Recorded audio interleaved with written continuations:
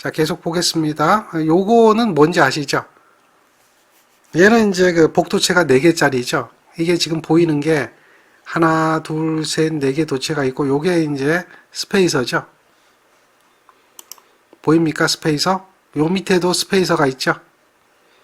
위에 스페이서 있고, 다음에 요 밑에도 스페이서가 있죠. 여기도 스페이서가 있죠. 이런 형태로 이제 4개의 도체가 하나의 도체로, 하나의 상으로 구성이 되고 있는 것이 복도체다. 그래서 이거를 하는 이유가 반드시 있다는 거죠. 시험 문제에서 그걸 자주 물어봐요. 근데 아직 우리가 이제 선로정수에 대한 개념을 안 배웠기 때문에 크게 이 식에 대한 의미, 이 식에 대한 의미를 잘 이해를 못할 수도 있어요. 근데 이제 일단은 요거는 선로정수와 코로나 부분에서 별도로 또 배워야 되는 이야기인데 그때 또 이야기가 될 겁니다. 이런 그 가장 기본적인 이야기가 인덕턴스를 감소시킨다. 그래서 요게 이제 복도체 수를 얘기하는 거예요. 그리고 요게 반지름이거든요. 로그적으로 이제 우리가 비례하게 되는 걸 알 수가 있는데 L 값은 결국 비례한다. 로그의 반지름에 대한 이 등가성간거리라고 그래요. 요거는 이제 공부를 좀 더 해야 돼요. 아직은 몰라도 돼요. 그러니까 요거에 반비례한다. 이런 개념으로 보면 얘가 줄어들면 어떻게 돼요? 늘어날 거고 얘가 L값이 늘어나면 L값이 줄어들겠죠. 그러니까 얘가 늘어난다는 얘기예요. 얘가 늘어나니까 복도체로 하면 등가 반지름이 늘어나는 게 가장 큰 기본이라고 그랬잖아요. 그러니까 얘가 늘어나게 되면 얘가 감소하게 되는 거죠. 이게 막 반비례하잖아요. 요거는 또. 요거는 C 값은 이렇게 되죠.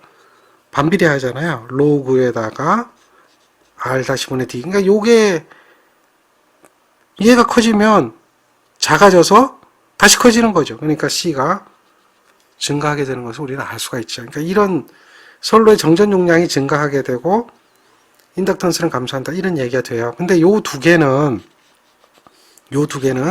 이렇게 기억하면 돼요. 선로에서는 L 값이 커서 좋은 경우는 거의 없어요. 그러니까 결국 송전선로를 운영하면서 역류를 좋게 만든다든지 지금처럼 코로나를 방지한다든지 안정도를 높인다. 안정도라고 하는 것은 이제 그 한계를 결정하는 값이라고 보시면 돼요. 송전선로에서 뭐 공급할 수 있는 전력의 한계가 결정된다.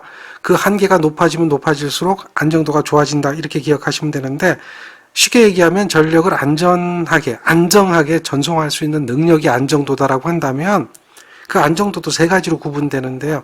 차후의 얘기고 그런 능력, 안전하게 공급할 수 있는 능력 또한 한계 전력에 대해서 결정이 되는데 그 한계 전력이 X값에 의해서, L값에 의해서 결정이 돼요. 그러다 보니까 L이 커서 좋은 경우는 거의 없습니다. 그렇게 생각하세요. 즉 X가 커서 좋은 경우는 없다. 그러면 단도체하고 복도체 중에 비싼 게 뭐냐? 복도체예요. 근데 비싸게 해가지고 좋아져야지 나빠지면 안 되잖아요. 그렇게 생각하면 간단하게 이건 그냥 기억할 수가 있는 이야기 중에 하나거든요. 당연히 비싼 돈 들였는데 막 안정도가 나빠지고 이러면 얘기가 안 되잖아요. 그러니까 그 개념 L이 작아진다, C가 증가한다라는 개념 기억해야 되고 또 코로나 임계전압이 높아진다. 주된 목적이거든요. 이것이 시험 문제에 나온다는 얘기죠. 송전선로의 송전 용량을 증가한다. 송전 용량의 식이 있어요.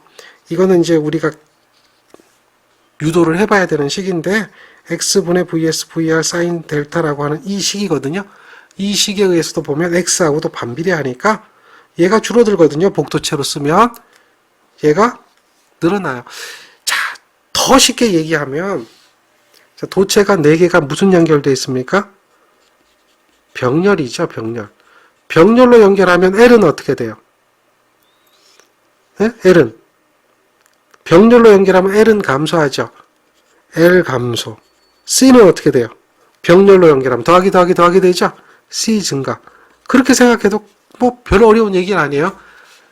L은 병렬, 이 얘네들은 병렬 연결이니까 병렬 연결된 것은 L은 감소, C는 증가. 그 얘기예요. 다 똑같은 얘기예요. 그렇게 해도 아주 기본적으로 알 수 있는 이야기들이 되겠죠. 그리고 이 식이 안정도를 결정하는 식인데 얘가 크면 클수록 안정도가 높아져요. 안정도가 높아져요. 그래서 안정도도 증대된다. 이 이야기가 시험 문제에 많이 물어봅니다. 그래서 복도체에 대한 특징 기억을 해줘야 돼요. 지금까지 복도체에 대한 설명을 해드렸는데요. 복도체에 대한 특징에 관한 예제가 이렇게 나옵니다. 이게 복도체의 특징이에요. 요거를 기억하는 거예요. 복도체 방식이 가장 적당한 송전선로는 전압이 높을수록 좋다. 이 저압, 고압, 특별고압, 초고압. 그러니까 특별고압보다 더 높은 전압을 초고압이라 그래요. 그리고 초고압보다 더 높은 전압을 초초고압이라 그래요. 그러니까 주로 이제 이러한 곳에서 적당하게 된다. 그리고 복도체를 쓰게 되면은 인덕턴스 감소하고 정전 용량 증가되고 송전 용량이 증가되고 안정도가 증진된다. 좋아지는 얘기만 쭉 하고 있는 거죠. 그리고 코로나를 방지할 수 있다. 이런 이야기가 됩니다. 바로 그게 특징이 되는 거예요. 그걸 잘 기억하세요. 그 다음 자, 복도체에서 전선 두 본이 서로 충돌하는 것을 방지한다는 얘기죠. 전선이 서로 부딪히는 걸 방지하기 위해서 두 본 사이에 적당한 간격을 두어서, 간격이란 말 자체가 스페이서죠. 스페이서. 간격의 뜻이 스페이서가 그런 간격을 두게 되는 거죠. 스페이서를 두어서 간격을 유지한다. 자, 그 다음 예제를 볼까요? 다음 예제는 자, 3, 4호 송전선로인데 복도체를 쓰면은 단도체에 비해서 같은 단면적을 쓰는 단도체에 비해서 어떠한가? 인덕턴스 감소하고 정전 용량 증가한다. 병렬이라고 생각하면 된다고 그랬죠. 물론 이제 이 공식으로 생각해도 되고요. 근데 이 공식은 나중에 우리가 인덕턴스에 대한 식을 배워야 이해가 되는 겁니다. 그때 보면 이게 훨씬 더 쉬워지는 거예요. 자, 그러면 이제 전선은 이렇게 단도체 방식이 있고 복도체 방식이 있는데 우리가 주로 무슨 방식을 쓴다? 무슨 방식을 쓴다? 복도체 방식을 쓰죠. 그럼 굵기는 어떤 정도의 굵기로 전선을 결정해야 되느냐? 전선의 굵기를 결정을 해야 됩니다. 전선의 굵기를 결정을 해야 돼요. 결정을 할 때 고려해야 되는 사항들이 있어요. 손실이 얼마나 되는가? 코로나는 어떻게 되는가? 허용전류는 어떻게 되는가? 전압 강화는 어떻게 되고 기계적 강도는 어떻게 되고 부식성과 가격은 어떻게 되는가? 이런 것들을 고려해서 전선의 굵기를 선정합니다. 이런 전선의 굵기를 선정하는데 가장 경제적인 전선의 굵기를 선정하는 방법이 있어요. 이것도 이제 켈빈이라는 사람이 제안을 한 겁니다. 그래서 그것을 갖다 우리는 가장 경제적인 전선의 굵기를 결정하는 법칙을 켈빈의 법칙이라고 이야기를 하게 되고요. 그 켈빈의 법칙은 무엇을 의미하느냐면 전선로를 건설을 하게 되는데 건설 당시에 구입한 전선 비용이 있습니다. 전선 비용. 건설 구입 당시 건설 시에 구입한 그 전선의 값, 그 값에 대해서 단위 길이당 값에 이자와 감가상각비를 고려한 거예요. 이자와 감가상각비를 고려한 1년간의 경비를 산출하게 됩니다. 요 경비가 전선로 건설 후에, 얘는 이제 건설 시가 되는 거죠. 건설 시에 구입한 전선 1m의 가격과 이자와 감가상각비가 그게 1년 동안 그 금액이 나오게 될 거예요. 그것이 전선로 건설 후에 전선로를 운영을 하게 됩니다. 운영을 하게 될 때 전선 1m당 전력 손실이 생겨요. 그 전력 손실, 전선 1m당 전력 손실이 생기는데 그 손실을 비용으로 환산합니다.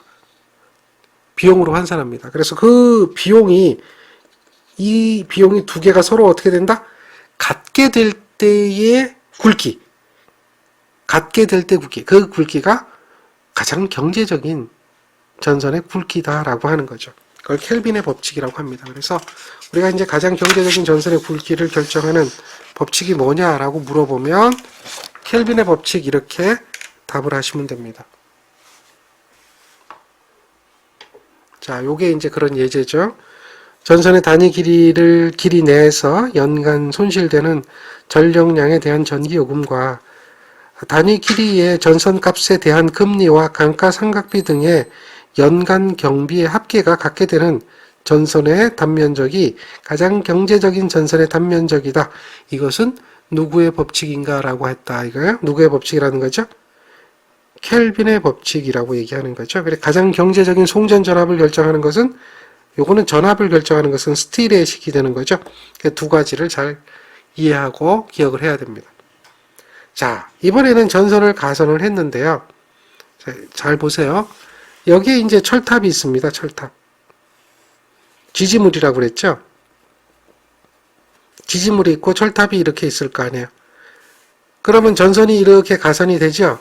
여기도 지지물이 있고 철탑이 이렇게 있을 거 아닙니까? 철탑이 있는데 전선이 이렇게 가선이 되겠죠. 근데 전선을 가선할 때 이거를 이렇게 직선상에 가선합니까? 아니면 이거 곡선처럼 가선합니까? 이렇게 직선으로 하지 않고 이렇게 하죠. 이유가 뭐죠? 왜 이게 전선을 늘어지게 하죠? 이 늘어지게 하는 거. 이유가 뭘까요?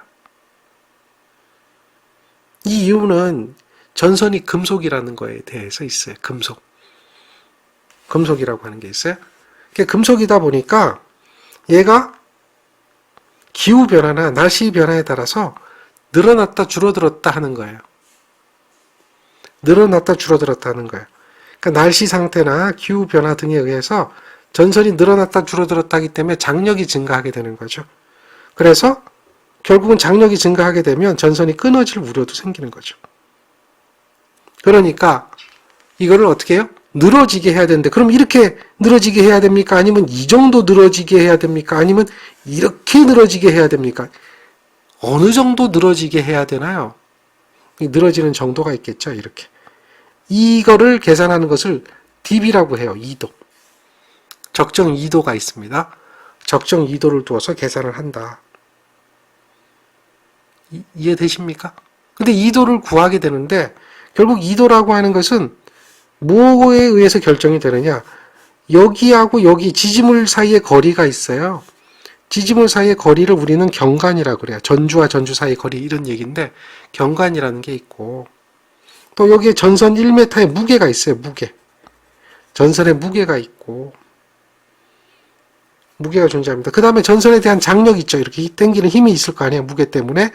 무게 때문에 힘이 생기잖아요. 그럼 장력이 있고 이런 것들의 영향을 받을 수밖에 없다라는 거죠. 결국은 이게 뭐냐? 이게 이렇게 가게 되는데 얘가 포물선이죠. 이렇게 보면 거꾸로 뒤집어져 있지만 여기가 지지물, 여기가 지지물이면 경관이 있고 장력이 있고 무게가 있잖아요. 이 도를 D라고 한다면 늘어지는 길이거든요. 최대 수직거리가 되는데 여기하고 요 사이에 수직거리가 여기는 작잖아요. 그러니까 최대 되는 지점을 얘기하는 거야. 최대가 되는 지점을 우리는 2도라고 하는데 2도라고 하는데 이것은 어떻게 계산하느냐? 다른 이야기 없어요. 얘가 지금 포물선이에요. 포물선. 포물선이에요. 결국 이 포물선을 이해하려면 우리가 이제 무엇을 기억해야 되냐면 포물선 방정식이라고 하는 걸 기억해야 돼요. 포물선 방정식. 그리고 또 뭐가 있어요? 원의 방정식이라고 하는 게 있어요. 이러한 포물선을 나타낼 때에 대한 포물선 방정식, 원의 방정식. 그러니까 이 포물선 방정식을 수학으로 얘기하면 여러분들은 좀 크게 의미 없는 얘기가 될 수 있어요. 뭐 수학을 얘기하는 게 아니니까. 이거는 A 코사인 하이퍼볼릭 포물선이니까요. 이거는 R분의 X다라고 이렇게 얘기하고요. 포물선 방정식이. 이 식을 쭉 전개하면 A에다가 1 플러스 일반적인 식을 얘기하는 거예요. 요게 2 팩토리아. 팩토리아는 뭘 얘기하냐면 2 곱하기 1 곱하기 이걸 얘기해요. 그러니까 요게 2 팩토리아 하면 2 곱하기 1 곱하기가 되는 거고요. 4 팩토리아 하면 4 곱하기 3 곱하기 2 곱하기 1이 되는 거예요. 개념을 아시겠죠? 팩토리아에 대한 개념. 이해되죠? 그러니까 요거는 2 팩토리아에 a의 제곱이 됩니다. 그리고 여기가 x제곱이 되고요. 요거 다음에 또 더하기 요거 4 팩토리아에 a의 얘가 4승이 돼요. x 4승. 이런 식으로 계속 가요. 이게 포물선 방정식이에요. 포물선 방정식, 원의 방정식을 이용하는데 결국은 이제 얘를 근사적으로 얘기하면 y는 a에 플러스 2a분의 x제곱이 되는 거죠. 얘가 근사식이 돼요. 근사식. 그래서 이걸 가지고 우리가 정리를 하는 거예요. 이걸 가지고 정리하는 거예요. 그래서 보통 이제 곡선의 최저점을 우리는 A라고 얘기하는 거예요. 여기를 A라고 보통 얘기를 하거든요. 최저점을 A라고 얘기하는데, 거기에다가 또 Y라고 하는 게 있어요. Y라고 하는 게 있는데, 그 Y라는 점을 우리는 이제 대입을 하게 돼요. 여기다 Y에다 대입을 해요. 그러니까 여기 이 포문선 식에 의해 가지고 대입을 하는데 이게 수학이니까 좀 어려운데 그냥 간략하게 설명을 하면 Y에다 대입을 해서 또 X에 대해서 우리가 이제 대입을 하거든요. X는 여기를 S라고 얘기했는데 이것들을 다 대입을 하는데 여기가 이렇게 대입되고요. A라고 하는 것도 최저점이 되거든요. 이 최저점이라고 하는 것도 이것도 이거를 대입을 해요. 이런 식으로 대입을 우리가 환산을 하거든요. 환산을 해서 정리하면 이거 과정은 그렇다 치다는 얘기죠. 그래서 뭐 이걸 지금 설명을 해서 증명하기가 좀 여러분한테 어려울 수가 있으니까 간략하게 얘기하면 이 식이 나온다는 거예요. 이 식이. 이게 포물선 방정식에 의해서 이걸 구한다는 거죠. 그걸 정리를 하면. 그래서 2도라고 하는 계산하는 식은 8배의 T0의 장력이죠. W, 전선 1m의 무게의 S의 제곱으로 이렇게 이야기가 되게 돼 있어요. 그래서 그거를 우리는 이제 식으로 계산하는 거죠. 그러니까 8이 나오는 게 여기도 A를 대입하시면 돼요. A를 대입하면 되고 여기다가 제곱을 하면 S제곱이 되고 4가 되잖아요. 4가 여기 또 2가 있으니까 곱해지면 8이 되겠죠. 그렇게 해서 계산이 된 식이에요. 그래서 요거를 우리는 뭐라고 얘기하느냐? 2도라고 한다는 거죠. 2도. 그래서 여기서 이렇게 늘어지는 정도는 2도 요 정도를 얘기하죠. 근데 여기에 이제 전선 무게가 있고요. 전선 무게가 있고 장력이 있고 경관이 있다면 8T분의 WS 자승으로 구할 수가 있다는 거예요. 그러니까 우리는 이제 이 부분에 대한 무게를 W라고 지금 얘기하거든요. 이걸 고려를 해야 되는데, 예? W라고 하는 부분을 고려해야 되는데, 이 무게는 어떻게 고려가 되느냐면, 여름하고 겨울이 틀려요. 그러니까 여름 같으면, 전선의 무게는 이렇게 보면 되죠. 여기 전선이 이렇게 있다면, 이렇게 받는 무게가 있어요. 중력에 의해 받는 무게가 있어요. 이 무게를 갖다 우리는 뭐라고 얘기하냐면 자중이라고 그래요. 전선 자체 무게라고 그래서 자중이라고 하고 바람에 의해서 받는 무게가 있어요. 이걸 그 풍압하중이라고 그래요.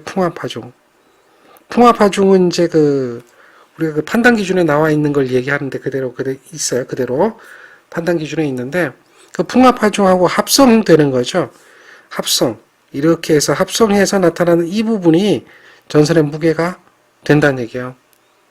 이 부분이 되는 거예요. 그러니까 요거를 W라고 하고 이걸 WC라고 한다면 얘는 WW의 제곱에 WC의 제곱을 루트 씌워준 게 얘가 합성하중이 된다. 그래서 1m의 무게가 이 값이 되어지는 것이다. 이렇게 기억하시면 돼요. 근데 겨울이 되면 판단 기준에 보면은 두께가 6mm, 비중이 0.9인 빙설이 부착된다라고 이야기를 해요. 그러니까 여기에 이렇게 빙설이 붙는 거죠. 빙설이 붙으면 이게 이제 얼음이 착빙이 되는 거예요. 얼음이 착빙이 되면 빙설이 붙으면 여기 빙설 하중이라고 하는 WI라고 하는 하중이 더 붙어서 그때는 이렇게 돼서 합성 하중이 더 증가되게 되는 거죠. 이만큼 되어지는 게 바로 W 값이다. 그래서 여기에다가 WI를 더해주는 식이 되겠죠. 그게 다음 페이지에 나와 있는 전선의 합성 하중이에요. 그래서 2도를 계산하는데 여러분들이 뭐 특별하게 유도하거나 하지는 않거든요.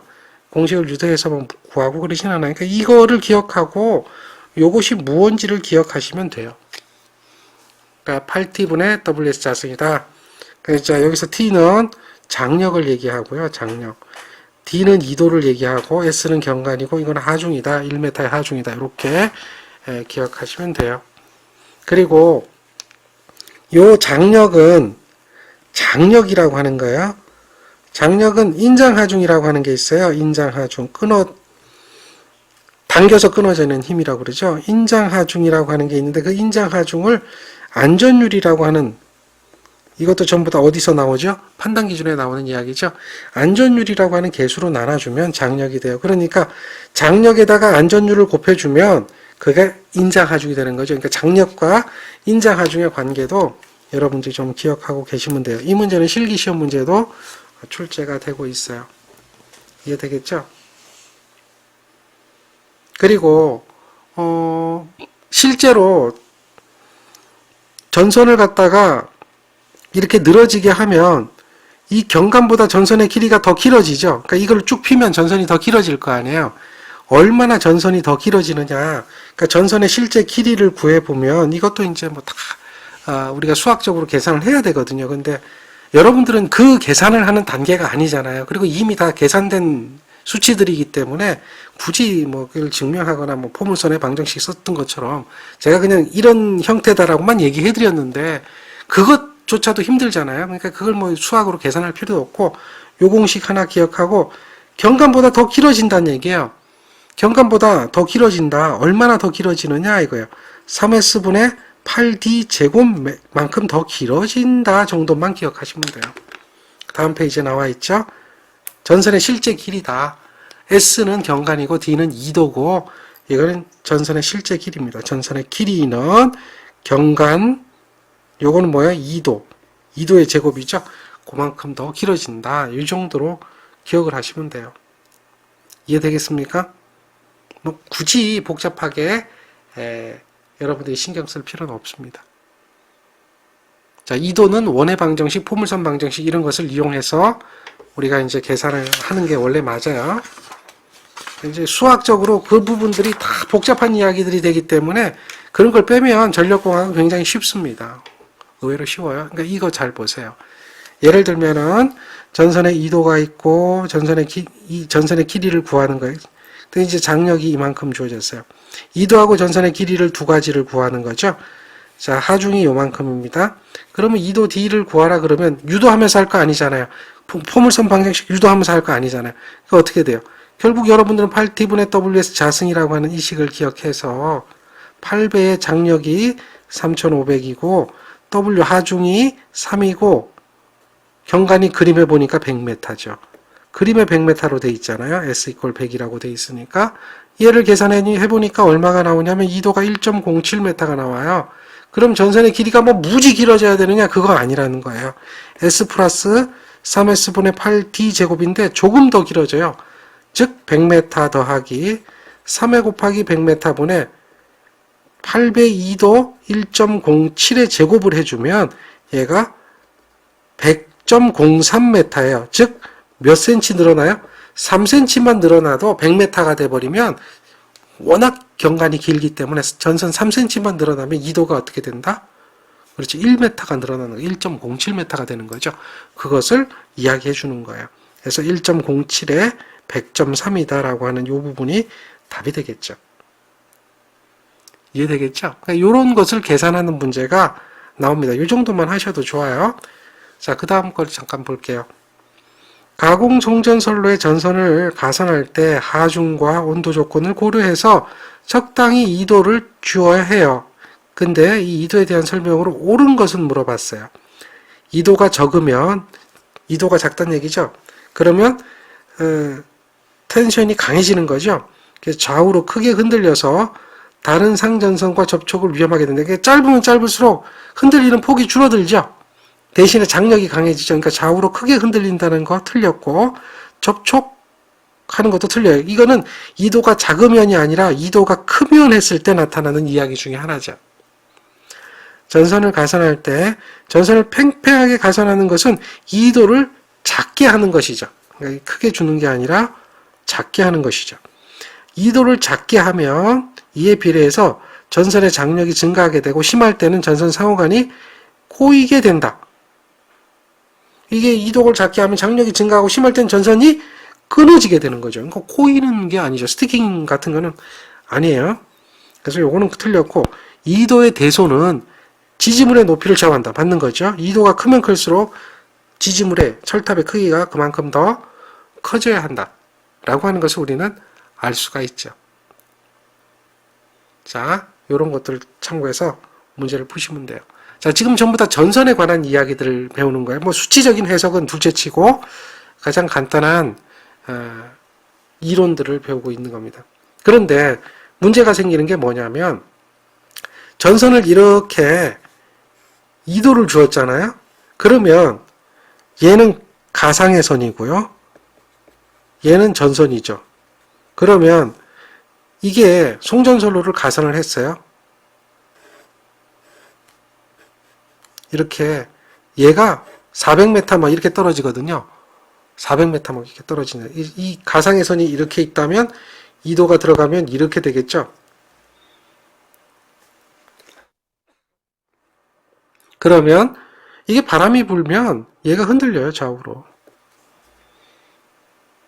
좌우로 흔들려요. 이걸 진동이라고 그래요. 그리고 빙설이 부착됐다가 이 빙설이 떨어지면 전선이 이렇게 다 뛰어요. 왜? 기타줄 튕기듯이 뛰어요. 이걸 도약이라고 그래요.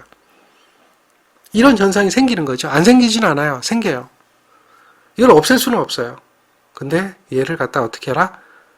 전선이 진동하거나 도약하게 되면 얘를 억제를 해줄 필요가 있어요. 진동하게 되거나 도약하게 되면 억제를 해줘야 돼요. 안 좋거든요. 왜냐하면 상부 전선하고 접촉할 수도 있고 옆에 수목하고도 접촉할 수 있고 그렇거든요. 그래서 방지를 해줘야 된다. 그 생기는 이유 등이 이런 거예요. 전선과 직각 방향으로 바람이 불어오면은 그 배후에 소용돌이가 생겨요. 소용돌이. 바람에 의한 소용돌이가 생기고 요거는 자동차도 그런 거죠. 자동차가 빨리 달리면 자동차 뒷부분에 뭐가 생기죠? 소용돌이가 생기는 거죠. 그래서 자동차가 빨리 나가는 걸 방해하잖아요. 그러니까 뒤에다가 또 자동차를 유선형으로 만들어주고 뒤에다 날개를 달아주고 하는 그런 것들이 이런 와류 때문에 그렇거든요. 그러니까 와류로 인해 가지고 수직 방향으로 진동하는 교번력이 생겨요. 진동이 생긴다는 거죠. 그러면 이게 무슨 얘기냐면 전선이 자꾸 흔들린다는 얘기예요. 이런 알루미늄 선 같은 경우에는 지름이 크고 가볍거든요. 그 지름이 크고 가볍기 때문에 이 진동이 쉽게 발생하게 되고요. 결국은 무슨 얘기냐? 이게 자꾸 미세한 진동이 오게 되면 이 부분이 어떻게 되죠? 고정이 돼 있잖아요. 고정. 얘는 진동이 하잖아요. 진동. 흔들리게 되면 여기가 어떻게 돼요? 결국은 피로해지면 끊어지게 돼요. 여러분들 젓가락도 처음에는 딱딱하고 길지만 그걸 자꾸 진동시켜 보세요. 구부렸다 폈다 구부렸다 폈다 해보세요. 그럼 결국은 어느 한 부분이 피로해지고 누적되면 그 부분이 끊어지게 돼 있거든요. 아무리 튼튼한 것도 마찬가지죠. 그러니까 이런 것들을 방지를 해줘서 진동이 여기까지 오지 않도록 해주는 게 중요하죠. 진동이 오지 않도록 해주는 거. 그러니까 쉽게 진동이 생기지 않도록 해줘야 된다. 그래서 그것을 억제해주는 장치를 달아줘야 되는 거예요. 억제해주는 장치. 그러니까 아까 이제 여러분들이 여기에 사진을 잠깐 하나 보여드렸죠. 사진 하나 보여드린 거 기억나나요? 요거를 한번 다시 사진을 한번 보면 여기 있어요. 여기 부분이에요. 여기 부분. 요걸 한번 키워볼까요?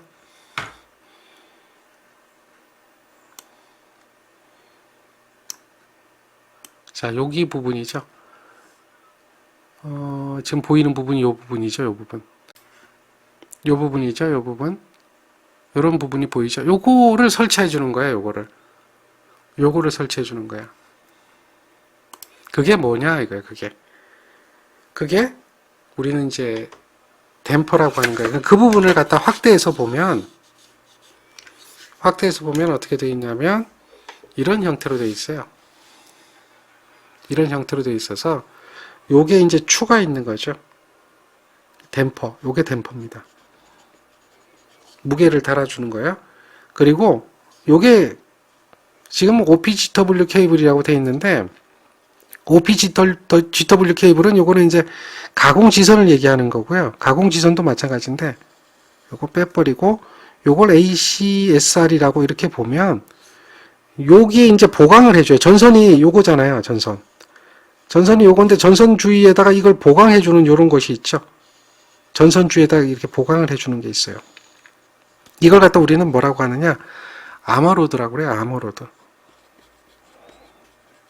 아머로드라고 하는 걸 전선을 보강해주고 보강을 해주니까 아무래도 필요한 부분이 줄어들겠죠. 그리고 진동을 흡수할 수 있도록 댐퍼라고 하는 걸 설치해 주는 거예요. 그러니까 이런 현상을 막기 위해서는 여기 보면 뭐라고 되어 있습니까? 이러한 현상을 막기 위해서는 전선의 지지점에 가까운 곳에 댐퍼를 달아 진동을 감소시키고 거기에 전선을 보강하는 방법을 쓴다는 얘기죠. 아머로드를 설치한다.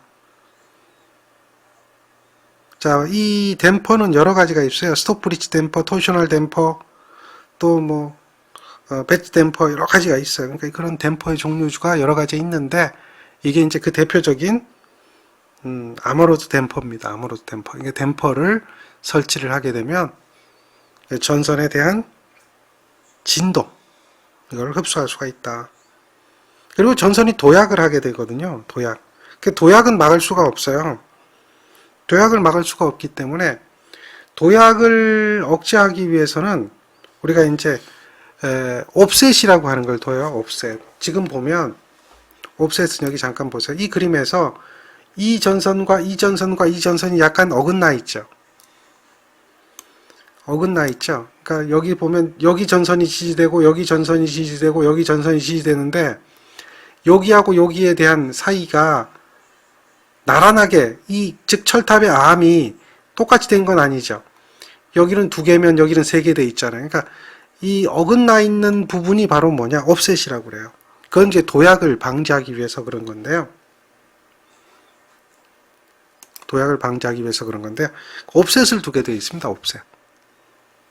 자, 요거는 지금 이제 스페이서 댐퍼를 보여주는 거고요. 댐퍼입니다. 댐퍼가 종류가 여러 가지가 있다고 그랬죠. 다음 페이지에 보면 옵셋을 둔다 이런 얘기가 나와요. 이를 방지하기 위해 철탑의 전선에 옵셋을 충분히 두도록 하고 있다. 옵셋이 뭔지를 좀 봐야 되겠죠. 여기 보면 상부 전선과 접촉하여 단락사고를 일으킬 수가 있으므로 이를 방지하기 위해서 옵셋을 충분히 두도록 한다. 그 옵셋이라고 하는 것은 이렇게 철탑의 그림을 그려보면 상부는 여기 암이 작잖아요. 여기 또 암이 길어요. 중간에는 암이 또 작죠. 그랬을 때 전선을 가설할 때 여기다 가설하고 여기다 가설하고 여기다 가설하잖아요. 여기 이렇게 옵셋이라고 하는 것은 바로 요 간격이에요. 요거하고 요거 사이 간격이에요. 즉 요렇게 간격을 얘기하는 거죠. 여기서도 여기 간격을 얘기하는 거죠. 이러한 상과 상가의 간격, 여기 상 사이 절연 간격이 되는데 요것을 상간 간격인데 옵셋이라 그래요. 그러니까 이런 옵셋을 두어서 전선이 도약하면 상부 전선과 접촉하지 않도록, 그러니까 이렇게 돼 있으면 이게 벌써 삼각형으로 배치가 돼 있죠. 여기서 삼각형으로 배치가 되잖아요. 이걸 갖다 우리는 뭐라고 해요? 삼각 배열이라고 그래요. 삼각 배열을 하게 되는데 삼각형으로 배치가 되어 있기 때문에 여기서 이렇게 뛰더라도 상부 전선하고 접촉할 우려가 없죠. 만약에 수직 배치가 되면 여기 되면 수직 배치는 절연 간격이 좁아지니까 단락사고가 발생할 수 있지만 이 삼각 배열 계속 이렇게 삼각 배열이 되는 거죠. 삼각 배열이 되면 그런 것을 막을 수가 있다. 그래서 옵셋이라고 하는 것이 상간 단락을 방지하는 겁니다. 그러니까 이제 이런 장력이 얼음이 부착됐다가 그게 얼음이 녹아서 떨어지면 장력을 잃게 되고 전선이 반동적으로 튀어 오르면서 상부 전선과 접촉하게 된다. 이런 얘기를 하게 되죠. 이 전선에 도약이 된단 말이에요. 그러니까 얘가 도약이 되어지면 접촉해서 단락사고가 일어날 수 있으니까 이를 방지하기 위해서 뭘 둬야 된다? 옵셋을 둬야 된다. 전선이 흔들리니까 흔들리는 거에 대해서 전선이 끊어지는 사고가 발생할 수 있다. 그래서 지지점을 보강하고 다음에 진동을 억제하기 위한 댐퍼를 설치한다. 그런 것들이 이제 도약에 대한 부분과 진동에 대한 부분에 대한 대책이 되겠죠. 기억하라는 얘기입니다. 그래서 예제를 보면 가공 송전선로의 진동을 방지하기 위한 방법으로 옳지 않은 것은 이렇게 얘기했다면 뭐가 되겠어요? 옳지 않은 것 찾았어요. 댐퍼, 토셔널 댐퍼를 설치한다.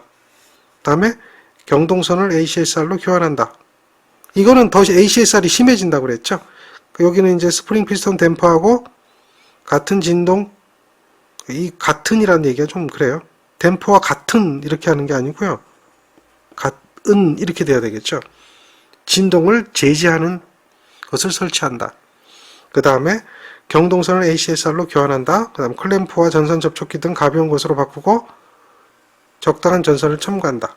클램프 부근에 뭐 이런 거 다 맞는데 오히려 경동선보다 이게 비중이 가볍기 때문에 진동이 더 잘 발생할 수가 있다는 거죠. 그래서 얘는 맞지 않는 것이죠. 이걸 찾아라는 얘기예요. 여기 오타입니다. 같은이 아니라 같은이에요. 자, 그런 것들을 이제 그 예제로 여러분들 문제를 물어보니까 기억을 해야 돼요. 자, 지금까지는 이제 전선에 관한 뭐 여러 가지 이야기를 좀 했고요. 그 다음에 여기 전선을 지지하는 부분이 있어요. 거기는 애자가 쓰인다 그랬죠. 애자. 그래서 우리가 이제 전선을 봤으면 그 다음에 또 뭘 봐야 돼요? 애자를 봐야 되는 거죠. 애자는 지금 여기 보면 요 애자죠. 요게 1년짜리 애자인데 얘가 무슨 애자입니까? 얘가 무슨 애자입니까? 이렇게 생긴 애자가 현수애자죠. 현수애자. 얘가 현수애자입니다. 몇 개가 달려있죠. 여기 씌워보면 대략 뭐 9개, 10개, 뭐 11개 이런 정도 될 것 같아요. 이게 154 송전선로입니다. 154 송전선로. 154 송전선로거든요. 여기 보시면 현수애자가 있고 뭐 또 핀애자도 있고 장간애자도 있고 라인포스트 애자도 있고 여러 가지 애자가 있어요. 자, 일단은 애자. 그 애자는 목적이 뭐냐 이거야. 애자는 전선을 지지물에 고정시키는 게 목적이고요. 근데 지지물하고 전선하고는 절연이 돼야 되겠죠. 만약에 절연이 안 돼 있으면 전선이 바로 지지물을 통해서 대지하고 연결돼 버리면 누전이 되잖아요. 그러니까 절연을 해주는 목적이에요. 고정시키고 그 다음에 전기적으로 절연하는 거예요. 그런 목적으로 사용하는 것이 인슐레이터라고 하는 거예요. 인슐레이터. 인슐레이터인데 인슐레이션 하면 절연됐다는 얘기죠. 아이솔레이션, 인슐레이션 뭐 이런 얘기인데 인슐레이터가 그런 거예요. 애자를 사용하는 것은 절연을 목적으로 하는 것이다. 무슨 얘기인지 아시겠죠? 근데 애자는 그러면 절연을 하기 위해서는 어떤 조건이 돼야 되느냐 이게. 구비 조건이야. 이것도 시험 문제 물어봐요. 애자의 구비 조건.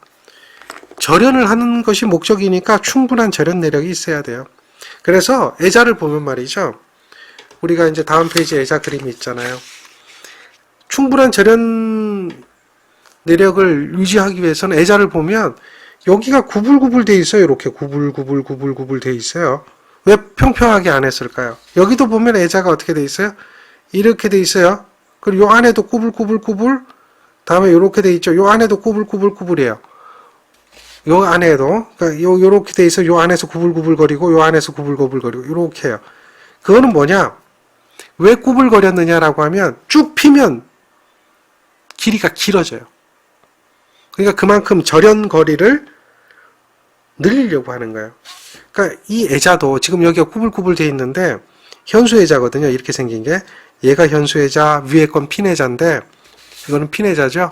그런데 이 애자를 갖다가 예를 들면 구조적으로 봤을 때 이렇게 생겨가지고 똑같은 모양인데 이렇게 직선으로 쭉 만들어요. 직선으로 이렇게 돼서 이렇게 해가지고 핀을 달아서 고정하게끔 돼 있어요. 전선은 이렇게 돼 있고요. 이렇게 하는 애자하고요. 여기다가 애자에 갓을 씌워 만들어서 구불하고 다시 갓을 만들어서 갓을 만들어서 이렇게 해놓으면 이쪽도 마찬가지죠. 대칭이 돼야 되니까요. 이런 식으로 해놓으면 거리가 어떻게 돼요? 거리가 그만큼 더 직선으로 쭉 가는 것보다 이렇게 거리가 한참 늘어나죠. 얘가 절연 거리를 늘리기 위해서 구불구불하게 만들어 놓는 거예요. 이해하시겠죠? 그러니까 이런 갓이 왜 있느냐, 이런 것이 왜 있느냐라고 하는 거죠. 여기가 왜 있느냐 이런 것도 알 수가 있다는 거예요. 그러니까 그렇게 하기 위해서 그렇게 하기 위해서 뭐 하는 거야? 구불거리게 만들어 놓은 거예요. 그러니까 절연 내력을 충분히 가져야 된다. 그리고 눈이나 비나 이런 것에 대해서도 역시 전류가 흐르지 않아야 돼요. 그러니까 그런 절연거리가 멀어야 된다는 얘기예요. 그리고 잘 깨지지 않아야 돼요. 충분한 기계적 강도. 그러니까 이게 이제 자기로 만들어진 거죠. 사기라고 그러죠. 자기로 만들어진 건 깨질 수가 있잖아요. 그러니까 이제 이런 것들 깨지지 않도록 뭐 플라스틱 재질로 만들기도 해요. 합성수지 재질이죠. 그런 것들이 이제 그 장간애자나 폴리머 애자 뭐 이런 것들이 또 있어요. 그러니까 폴리머 재질로 만든다는 얘기죠. 그러니까 쉽게 좀 더 이런 현수애자나 핀애자의 재질처럼 깨지지 않고 쓸 수 있는 그런 재질도 있고요. 폴리머 애자도 있고요. 오랜 기간 사용해도 전기적, 기계적 특성에 열화가 적어야 된다. 그게 제일 좋은 게 자기예요. 자기. 도자기류. 그러니까 여러분들이 얘기하는 사기, 도자기. 그런 자기류로 만드는 것, 도자기류로 만드는 것이 가장 좋으니까 원래 애자는 그 도자기류 같은 자기재 재질로 만드는데 근데 그게 잘 깨진다는 거죠. 그러니까 충격을 받으면 깨지기 때문에 그런 것 때문에 뭐 다른 재질을 쓰기도 하고 하죠. 근데 이런 것들이 있다는 거죠. 그러니까 오랜 기간 사용해도 전기적, 기계적으로 어떤 그 특성이 변화가 없어야 되고 충분한 기계적 강도도 있어야 되고 절연 내력도 있어야 되고 눈, 비에 대해서도 전류가 잘 흐르지 않아야 되고 온도가 급변해도 뜨거웠다 추웠다 해도 잘 견뎌야 되죠. 그리고 습기도 흡수되지 않아야 돼요. 습기에 대해서도 강해야 된다는 얘기죠. 그런 애자가 좋은 애자다. 그래서 애자의 구비 조건에 대해서 물어보는 문제도 있어요. 그리고 우리가 이제 상식적으로 생각을 하면 충분히 답을 찾아낼 수가 있죠. 근데 그 중에 이제 핀애자입니다. 자, 핀애자는 방금 전에 여러분들이 사진 하나 보셨죠? 자기재, 유리재, 자기나 유리를 쓰는데 자기재가 좋다는 거죠. 그걸 2층에서 3층으로 해서 시멘트로 접합하는 거야. 그리고 요게 이제 그 아연 도금한 핀 이걸 박아서 베이스에다 지지하는 거야. 그러니까 요렇게 되면 요게 핀애자는 주로 배전선로에 많이 쓰이거든요. 이게 완금이에요. 완금. 전주 위에 설치하는 이게 완금인데 완금에다가 이러한 핀애자의 모양 이렇게죠. 이러한 모양 요거를 관통을 하죠. 그리고 여기다가 이렇게 볼트 너트로 고정을 하는 형태가 되겠죠. 얘가 핀애자. 이 핀애자는 주로 이제 직선으로 이렇게 가는 거죠. 직선으로 가는 곳에 주로 사용하죠. 그러니까 이런 것을 보려면 장추도를 보시면 돼요. 장추도. 그러니까 지금 보고 있는 요 부분이 완금이에요. 완금을 설치하는 작업을 하는 거고요. 여기에 이제 그 애자를 설치하는데 이 부분에 보세요. 이 부분에 보면 이런 핀이 있죠. 이런 핀, 이건 머신 볼트라고 하거든요. 이런 것들을 사용해서 조립을 하게 돼요. 자, 여기 있는 이 보이는 요 부분이 여기 있죠. 요게 뭐예요? 바로 핀애자예요. 핀애자. 여기도 핀애자죠. 이런 곳에 쓰이고요. 지금 요거는 까치집 지어놓은 거죠. 이런 건 다 철거해야 되죠. 이것이 이제 우리가 장추라 그래요. 핀애자가 어디 쓰이는지 아시겠죠? 핀애자는 그런 직선주에 주로 많이 쓰이는데요. 지금 여기 보이는 이 부분이 이제 현수애자죠. 이런 곳에서는 현수애자는 여러 개를 이어서 설치하는 것이 현수애자입니다. 여러 개를 이어서 설치하죠. 이게 이제 핀애자를 이렇게 생겼다. 핀애자는 우리가 사진을 보면 뭐 쉽게 이해를 할 수 있고요. 핀애자는 애자 바인드를 해야 돼요. 애자 바인드. 그러니까 여기 이 홈 부분에다가 전선이 들어가게 되고 전선이 지금 방향을 봐선 이 방향이 되겠네요. 그럼 거기에다가 이 바인딩으로 애자하고 전선을 묶어줘야 돼요. 애자하고 전선을 묶어줘야 이제 전선이 이탈되지 않도록 하겠죠. 그렇죠? 그런 작업을 해줘야 되는 것이 우리가 일반적으로 알고 있어야 되는 이야기다라는 거죠. 애자 바인드 해줘야 돼요. 그 다음에 현수애자는 아까 이 여러 개를 이어서 단다고 그랬잖아요. 그러니까 이렇게 돼 있는데 요게 여기에 들어가는 거예요. 여기 요 부분이 여기에 결합이 되겠죠. 그래서 결합이 돼서 한 줄로 쭉 이어요. 한 줄로 쭉 있는 것을 1년이라고 그래. 1년. 여기서 이제 이 지름이 나오는데 254mm. 250mm 표준 애자라고 그러는데요. 254mm고요. 애자를 여러 개를 잇는데 몇 개를 잇느냐에 따라 가지고 견딜 수 있는 전압이 틀려져요. 애자를 잇는 그 개수에 따라서. 다음 표에 보면, 여러분 책에 있는 표에 보면 이런 표가 나와요. 그러니까 이제 애자를 두 개를 이으면 여기죠. 요 사이 전압까지 견뎌요. 이게 22잖아요. 22. 그러니까 두 개 내지 세 개가 22 정도에 적당한 거예요. 2 to 9. 그 다음에 66이 송전 전압인데 66이면 요 정도 되죠. 그러니까 4개 정도가 되면 66 정도가 견딘다는 얘기죠. 그러니까 그렇게 애자 하나가 이제 전압이 예를 들면 뭐 10kV를 견딘다면 애자를 5개를 달면 50kV를 견딘다. 뭐 이런 식이 되는 거예요. 사실은 그게 이제 애자 효율이라고 있는 게 있어서 5개 단다고 그래가지고 50이 되는 건 아닌데, 근데 이제 그렇게 애자를 여러 개를 연결해서 전압을 지지하게 되는데, 전압을 견딜 수 있도록 절연을 하면서 지지하게 되는데, 그게 4개에서 6개면 66, 10개에서 11개면 154, 12개에서 13개, 18개에서 19개, 3, 4, 5죠.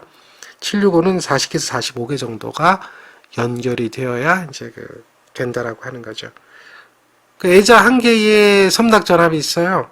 애자 한 개의 섬낙 전압. 애자는 주수 섬낙 전압, 건조 섬낙 전압, 충격, 유중 파괴 이런 전압이 있는데, 우리가 이제 건조 섬낙을 일반적으로 80이라고 본다면 애자를 10개 달면 건조 섬낙이 800이 되는 게 아니에요.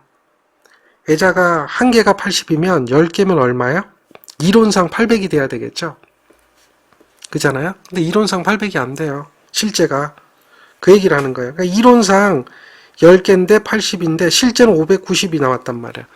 그렇다면 그것이 바로 뭐가 되느냐? 애자 효율이다라고 하는 거죠. 무슨 얘기인지 아시겠죠? 얘가 효율이에요. 효율. 애자의 효율. 뭐 어렵지 않아요? 이걸 연능률, 연효율 이렇게 얘기하는데요. 이건 이제 전체 섬낙 전압이 되는 거고, 이건 한 개의 섬낙 전압이 애자 개수가 되겠죠. 이해되시겠죠? 그걸 갖다가 애자 효율이라고 한다.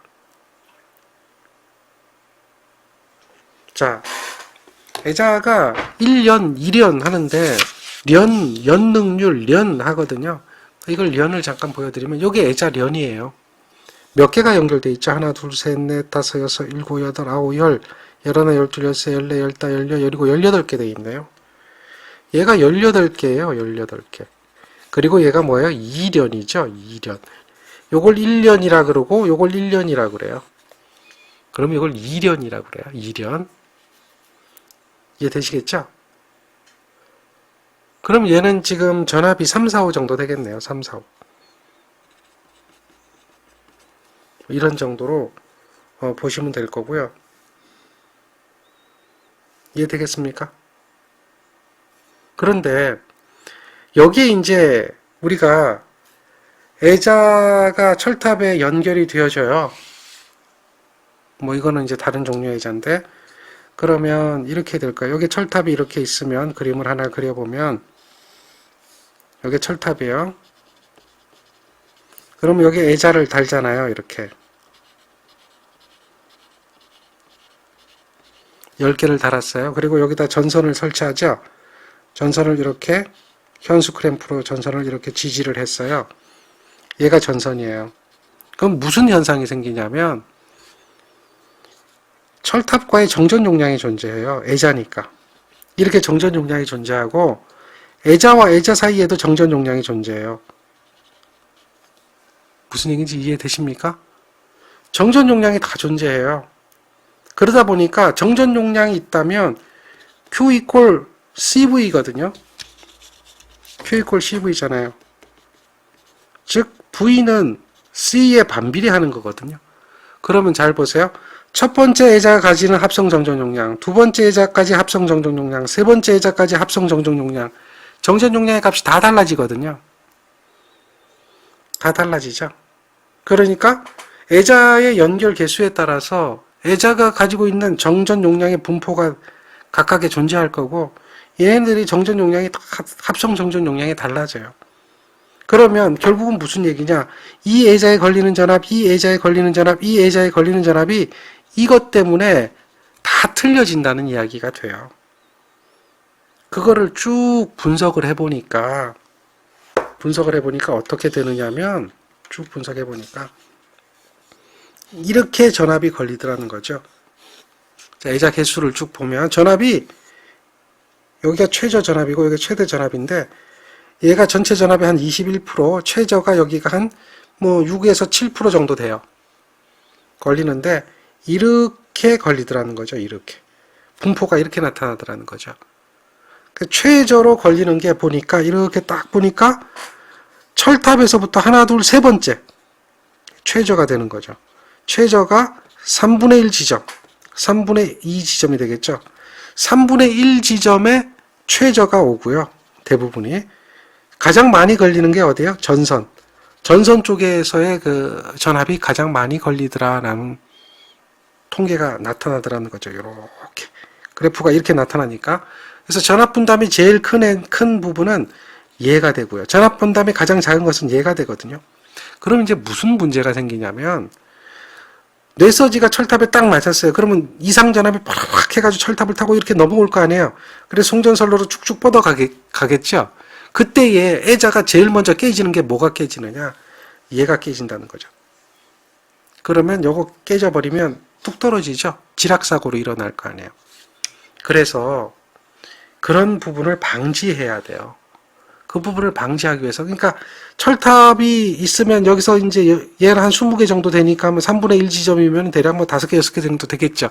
적게 걸리고 여기는 뭐예요? 많이 걸리고 전선 쪽에서는 많이 걸리고 이런데, 그걸 방지하기 위해서 요러한 놈을 설치해버리면 요렇게 생긴 고리 모양이죠. 이걸 갖다 우리는 뭐라고 그러냐면 아킹링이라고 그래요. 아킹링. 소호환이라고 그래요. 소호환이라고 하는 아킹링이라고 하는 것을 설치해버리면 전압 분포가 이게 정전 용량이 다 거의 균일해져 버려요. 그래서 정전 용량이 균일해지게 되고, 서지가 이렇게 흘러 들어오죠. 서지가 흘러 들어올 때 애자련을 타고 가는 게 아니라 아킹링에서 방전이 일어나죠. 그리고 이쪽으로 타고 가게 돼 있어요. 그러니까 애자 자체가 문제가 생기는 것을 막아줄 수가 있는 거예요. 애자 자체가 문제가 생기는 거, 애자가 깨지는 거, 섬낙이라고 하죠. 애자가 빛과 잡음을 내면서 깨지는 걸 섬낙이라고 하는데, 그런 것을 막아줄 수가 있어요. 자, 그 얘기입니다. 그래서 현수애자는 연결 개수에 따라서 각각 정전 용량이 다르게 되는데, 그 때문에 전압 분포가 달라진다. 그래서 전압 분포가 전선에 가장 가까운 애자는 최대가 되고, 그 다음에 전선에서 3분의 1 지점 되는, 3분의 2 지점, 철탑에서 3분의 1 지점 되는 부분, 철탑에서부터 한 세 번째 정도 되겠죠? 그 애자가 전압 분담이 최소가 된다. 그런데 문제는 뭐예요? 이런 전압 분포가 달라지게 되면 섬낙이 생길 수가 있으니까, 섬낙을 방지하기 위해서 아킹링 또는 아킹혼, 혼은 뿔 모양이에요. 뿔. 링 모양이 아니라 뿔. 뿔 모양으로 생긴 거라든지, 또는 지금처럼 링 모양으로 생긴 그런 아킹링이나 아킹혼을 설치해가지고 애자련의 전압 분포를 개선하고, 섬낙이 일어났을 때 애자련면을 타고 섬낙 전류가 흘러가지 않도록 해서 애자를 보호하는 목적으로 쓴다. 그래서 이거는 애자련 보호가 되는 거죠. 그러한 보호를 목적으로 아킹링이나 또는 아킹혼을 초호환,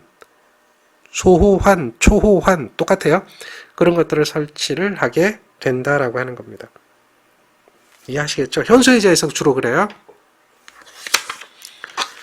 자, 그 다음에 또 애자의 종류가 여러 가지가 더 있는데요.